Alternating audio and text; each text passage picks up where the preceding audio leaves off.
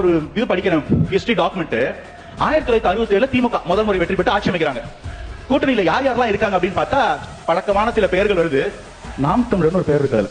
ஐயா சிவந்தி ஆதித்தனாருடைய நாம் தமிழர் கட்சின்னு ஒரு பேர் இருக்கு. ஐயா சீபா ஆதித்தனார். எனக்கு என்ன கேள்வினா, அந்த நாம் தமிழரை சீபா ஆதித்தனாருடைய நாம் தமிழரை நீங்க இந்த நாம் தமிழரோட ஒத்துக்கிறீங்களா இல்ல அவர் வேற நீங்க வேற சொல்லிக்கிறீங்களா? அப்போ நீங்க அவர் ஆரம்பிச்சு அந்த பேரை 2009 எங்க இருந்து எடுத்தீங்க சொல்லுங்க. அந்த பேரை யார்கிட்ட கேட்டு எடுத்தீங்க? எனக்கு தெரியும், நான் காலேஜ் படிக்கும்போது நான் பாத்திருக்கேன்.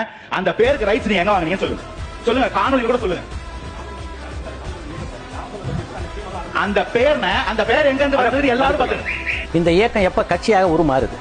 2010 மே 18 அவர் எப்படி தொடங்குறாரு? ஐயா ஆதித்தனார் லண்டனில் படிக்கிறாரு, இங்கிலாந்தில் படிக்கிறாரு. படிக்கும்போது அங்கே இங்கிலாந்துலேருந்து அயர்லாந்து மக்கள் விடுதலை கேட்குறாங்க. டிவேலர் தலைமையில் போராடுறாங்க.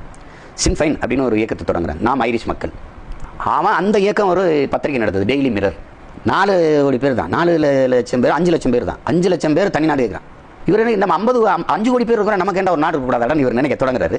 இங்கே வர்றாரு, வந்து அவன் நாம் ஐரிஷ் மக்கள்னு சின்ஃபைன் வைக்கிறார், இவர் நாம் தமிழர்னு வைக்கிறாரு. அவன் டெய்லி மிரர்னு வைக்கிறான், இவர் தினத்தந்தின்னு வச்சு எடுத்து நடத்துறாரு. கோட்பாடு, கொள்கை, பாதை எல்லாம் பயனாலாம் சரியா இருந்தது. அது இடைநிறுத்தப்பட்டுருச்சு. நாங்கள் தொடங்கலை தொடரும்.